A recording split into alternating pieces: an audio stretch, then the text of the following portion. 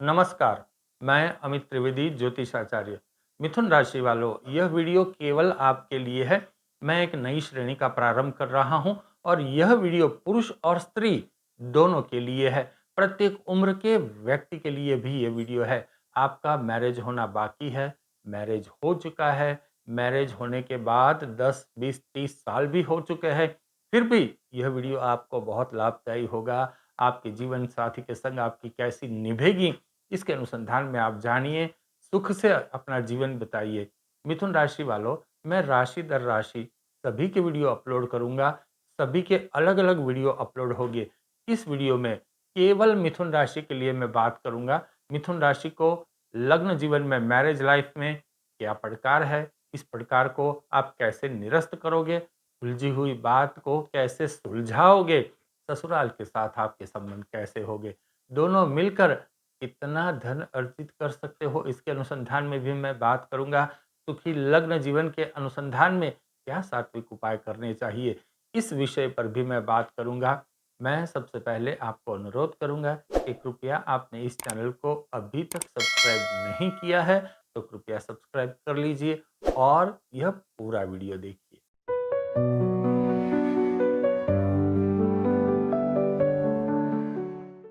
मिथुन राशि वालों, लग्न जीवन का सुख क्या है आपके लिए? लग्न जीवन का सुख, मैरिज लाइफ का सुख आपको कैसे प्राप्त होगा? सबसे पहले आप ये बात सुन लीजिए। मिथुन राशि वालों, मैरिज लाइफ में आजकल बहुत प्रॉब्लम आ रहे हैं और ऐसे प्रॉब्लम आ रहे हैं कि जो सॉल्व करने में जिंदगी निकल जाती है। इस प्रकार के प्रॉब्लम आज के युग में आ रहे हैं, तो आपके लिए यह जानना बहुत आवश्यक है कि लग्न जीवन का सुख आपको कहाँ-कहाँ प्राप्त होगा। सबसे पहले ये जान लो, आपकी मिथुन राशि है तो वायु तत्व की राशि है। आपको प्रोग्रेस की बहुत पड़ी है। आप यहाँ-तहाँ आप जाते रहोगे, कहाँ से कुछ मिल सकता है, इसके अनुसंधान में आप सदा विचार मग्न रहोगे।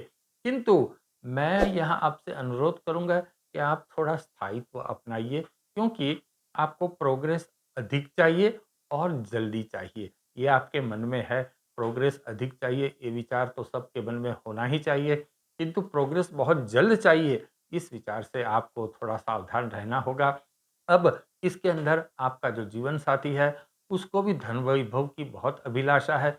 वो भी सोचते हैं कि हम रिच बने, किंतु इसका एक समय होता है। आपको प्रोसेस से आगे बढ़ना पड़ेगा और आपके जीवन साथी को अलग-अलग जगह पे घूमना बहुत अच्छा लगेगा। आपकी टूर बहुत होगी, आपको बहुत अच्छा भी लगेगा कि अलग-अलग जगह घूमें। आपके जीवन साथी का भी बहुत आग्रह होगा कि क्यों ना हम इस वैकेशन में यहाँ जाए, वहाँ जाए, इस प्रकार से उनके मनोभाव भी हो सकते हैं। और आपके जीवन साथी की कोई एक रुचि नहीं होगी। आपके जीवन साथी की रुचि और मत बदलते रहेंगे, उनका ओपिनियन भी बदलता रहेगा। आप मान लो एक चीज़ के बारे में आज ओपिनियन पूछते हैं, 2 दिन के बाद उनके ओपिनियन बदल भी सकते हैं। इस प्रकार की परिस्थिति होगी, आपके जीवन साथी को गुस्सा अधिक आएगा और थोड़ा ज़्यादा ही आएगा। किंतु उनका गुस्सा जल्दी शांत भी हो जाएगा, तो इसके लिए आप थोड़े आश्वस्त रहिए।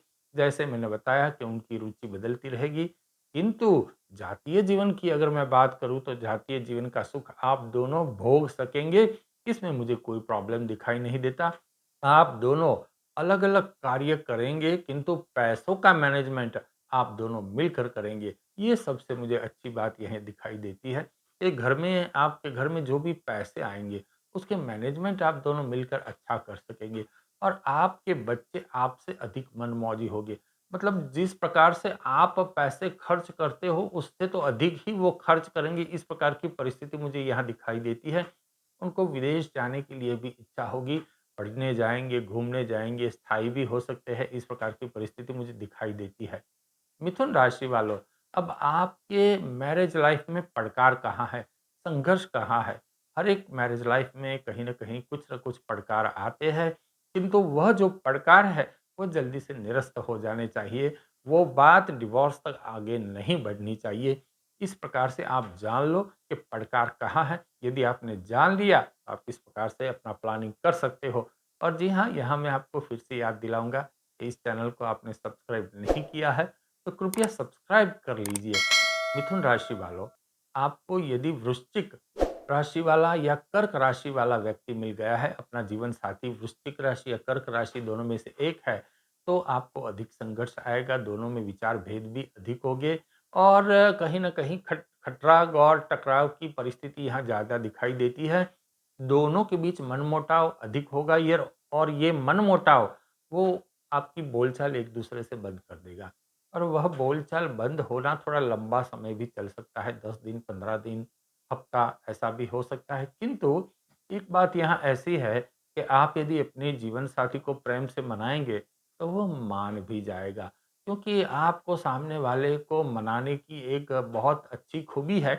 किसी को भी मनाने के लिए आप ये सोचते हो कि प्रोग्रेस रुक जाएगा। मान लो घर का आदमी रूठ गया है, तो घर में कलह होगा, फिर प्रोग्रेस रुक जाएगा। आप प्रोग्रेस के लिए अधिक लालायित हो, तो कॉम्प्रोमाइज़ का स्टेप सबसे पहले आप ही लोगे क्योंकि जैसे मैंने बताया आपको घर में कलह पसंद नहीं है और आपकी राशि का स्वामी भी बुध है और आपका जीवन साथी आपकी बातों में आ जाएगा। आप बातें बनाना अच्छी तरह से जानते हैं, आप में समझा बुझाने की ताकत है। आपको अपने ससुराल से भी अच्छी निभेगी।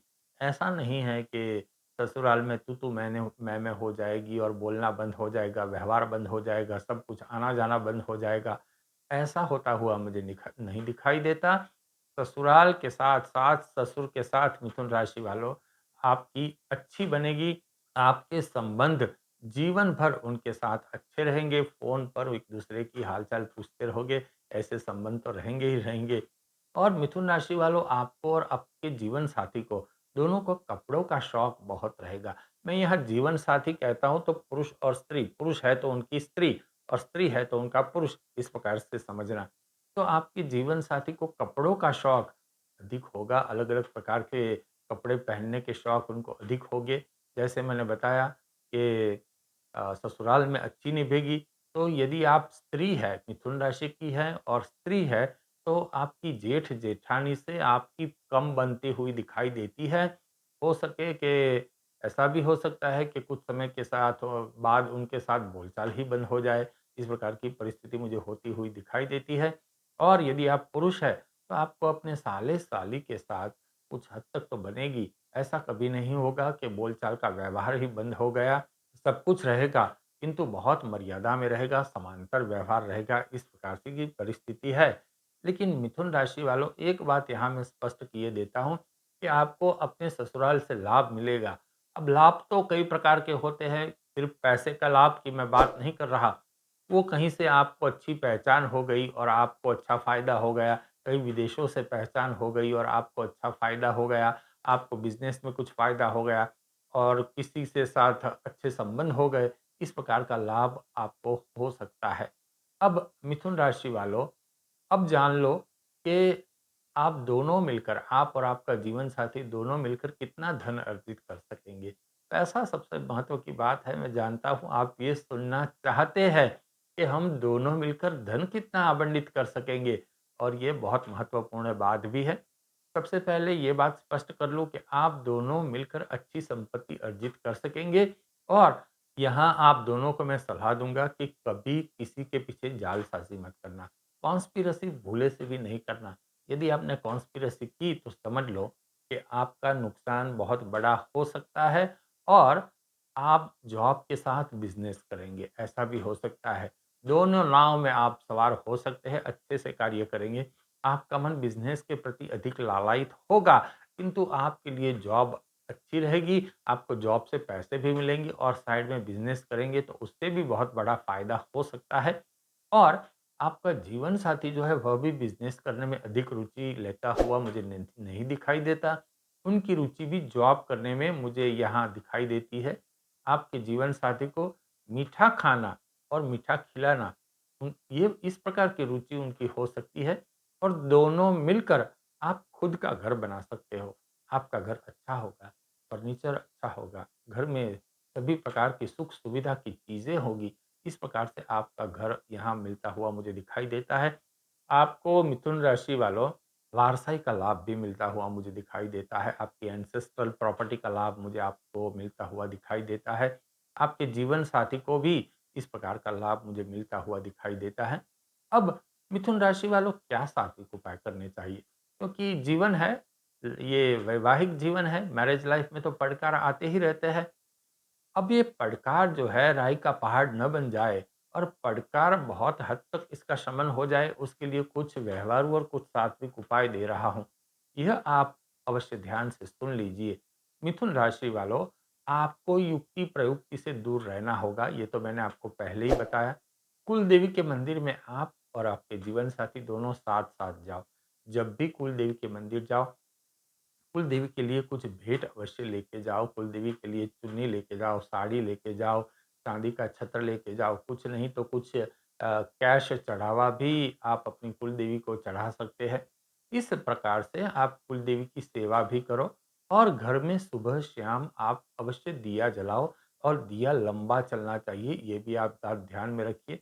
आपको घर में तुलसी का पौधा अवश्य लगाना है और नित्य तुलसी के पौधे के नज़दीक दिया जलाना है और तुलसी देवी को दोनों हाथ जोड़ करके आपको प्रणाम करना है। मिथुन राशि वालों, तुलसी देवी को स्पर्श भी करना है, आपको पौधे को स्पर्श करना है। कभी कभी आप ऐसा भी कीजिए, तुलसी के पौधे की जो मिट्टी होती है, उस मिट्टी को हाथ में आप रगड़ दीजिए। ये भी आपके लिए बहुत अच्छा है, बहुत पॉजिटिव ऊर्जा आपको मिलेगी, आपके काम बनने लगेंगे। और एक उपाय देता हूँ, आप वृद्धाश्रम में जाइए और मिठाई बांटिए। वृद्धों को आप मिठाई बांटिए, फिर देखो कि कैसा आपके साथ मैजिक होता है। यह आपके लिए अच्छा उपाय हो सकता है। और आप अपने ससुर के साथ विनय से रहो, ये यहाँ मुझे दिखाई देता है। घर में वर्ष में एक बार सत्यनारायण की कथा भी करवाइए।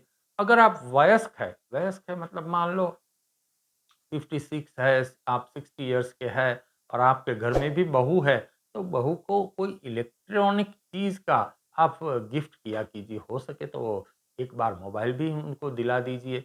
इस प्रकार से उनको गिफ्ट कीजिए, आपको भी बहुत पॉजिटिव ऊर्जा मिलेगी। ये जो मैंने आपके लिए उपाय दिए हैं मिथुन राशि वालों, ये सभी उपाय आपको आज़माना है। अगर नहीं आज़माना है तो आपकी मर्ज़ी की बात है, किंतु आप आज़माएँगे, ये उपाय अपनाएँगे, तो आपके लिए बहुत पॉज़िटिव ऊर्जा यहाँ आपको प्राप्त होगी।